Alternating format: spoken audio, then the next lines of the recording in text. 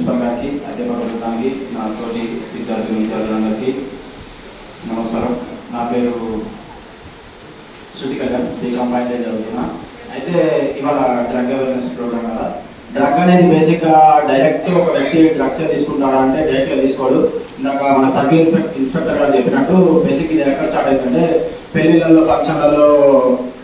అయితే వీటి గురించి మాట్లాడాలంటే బేసిక్గా మనం పేపర్ తెచ్చుకోవడానికి చూసి చదవాలి అవసరం లేదు. ఎందుకంటే గాంధీ గారి గురించో, సుభాష్ చంద్రబోస్ గారి గురించో చెప్పాలంటే బేసిక్గా మనం పుస్తకాలు చదవాలి, పట్టి పట్టాలి, ఏడుకొచ్చి మర్చిపోవాలి. కాబట్టి ఇలాంటి వాటి గురించి అవసరం లేదు. మనం బయట సమాజంలో చూసే సంఘటనలు చెప్పినా చాలు.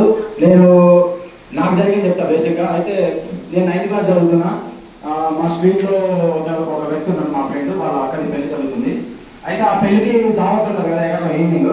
ఆ ఎగరడం కోసం అందరినీ తీసుకెళ్ళి ఏం చేసిండు, అందరికీ గీత కొట్టించాడు. అయితే చిన్న వయసు కదా, ఏం చేయాలో తెలియదు. అవి తాగితే ఏమైతే తెలియదు, వాటి టేస్ట్ ఎట్లా తెలియదు. అయినా కానీ ఏం చేసినాం, తాగినాం. ఎందుకు ఏమో తెలియదు, వాళ్ళు ఇచ్చారు, మేము తాగినాం. ఏమైంది తర్వాత అంటే ఏమైంది, కొంచెం మెదడు ముద్దు పాడినట్టు మా తగ్గినట్టు ఉంటుంది.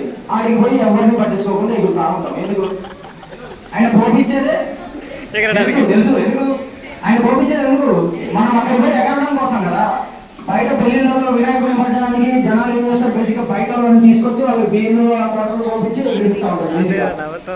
ఇలాంటి మానుకోవాలి ఫస్ట్. అయితే ఇక ఇది ఇక్కడ స్టార్ట్ అయింది. కాలేజ్ పెళ్లిలో స్టార్ట్ అయిన ఏమైందంటే 10th క్లాస్లో హాస్టల్ ఉండేది. హాస్టల్ ఉన్నప్పుడు హాస్టల్ టెరస్ పైకి ఎక్కి ఆ సిగరెట్లు తాగడం, బీర్లు తాగడం, ఇలా వెళ్ళిన సిచ్యువేషన్ ఏమైందంటే ఒకనొక టైంలో నన్ను నేను ప్రశ్నించుకున్నా, ఏంటి నేను ఎందుకు చేస్తాను, అది నాకేం అవసరం, నాకన్నా పెళ్ళైందా, నేను మొద్దులు మొత్తానా, లేకపోతే నాకన్నా కష్టం వచ్చిందా, నా ఒళ్ళు నలిగిందా, నేను ఎందుకు ఇది తాగాలి అని ప్రశ్నించుకొని ఏమైంది, మానేయడం జరిగింది. ఎప్పుడు 2021 మార్చ్ 26న నేను డెసిషన్ తీసుకొని మానేసిన.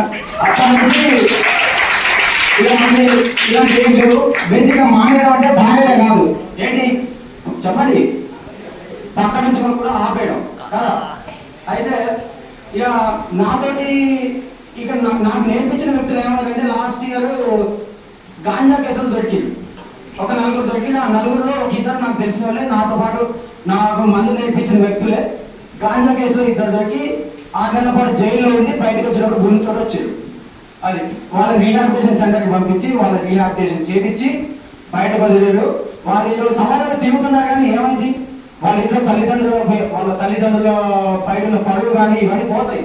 బేసిక్గా మనం అనుకుంటాం ఇది షో చేస్తాం, బయట సినిమాలో హీరో తాగుతాడు, మహేష్ బాబు తాగుతాడు, పవన్ కళ్యాణ్ తాగుతాడు, బేసిక్గా నేను తాగే తప్పేంటి అనుకుంటాడు. కానీ అది కాదు, అలా చేయకూడదు. బేసిక్గా మీరు ఎందుకు తాగుతున్నారు అనేది మీరు ఒక క్వశ్చన్ మీకు మీరు వేసుకోండి. ఇప్పుడు ఒకడు ఉన్నాడు తెల్ల చొక్క వేసుకొని ఇక్కడే, వాడు ఉన్నాడు, వాడు ఏం చేస్తాడు, మానేవాడు వాడికి చెప్తే వాడు మానేస్తారా, లేడు కదా. మనం చెప్తే మానేస్తారా, లేదు. వాడికి వాడు క్వశ్చన్ వేసుకున్న రోజు వాడు మానేయగలుగుతాడు. బేసిక్గా వాడు ఇందాక సర్కిల్ ఇన్స్పెక్టర్ గారు అడిగారు, బీర్ తాగుతావు, నేను బీర్ తాగుతా చెయ్యొద్దా అంటే పోటుగాలు ఎత్తులు చెయ్యి. పోటుగాలు ఏం వచ్చాడు, బీర్ తాగి ఏమైనా ఉపయోగం, దేశానికి ఏమైనా ఉపయోగం, వాళ్ళ కుటుంబానికి ఏమైనా ఉపయోగమా, లేదు కదా. పెద్ద గర్వంగా చేస్తున్నారు, గర్వంగా. దీంట్లో గొప్పతనంగా ఉంది. ఒకడంటే నువ్వు 9th క్లాస్లో బీర్ మొదలెట్టావు, నేనేమో 8th క్లాస్లో బీర్ తాగినా అని చెప్పుకుంటాడు. అదే నాశనం అయిపోవడంలో కూడా నేనేమవుతుంది అంటే నేనేం చేస్తా చెప్పండి, నాశనం అయిపోయే దాంట్లో కూడా నేనే నీకంటే ముందు నాశనం అయిపోయినా అంటే ఒకడు.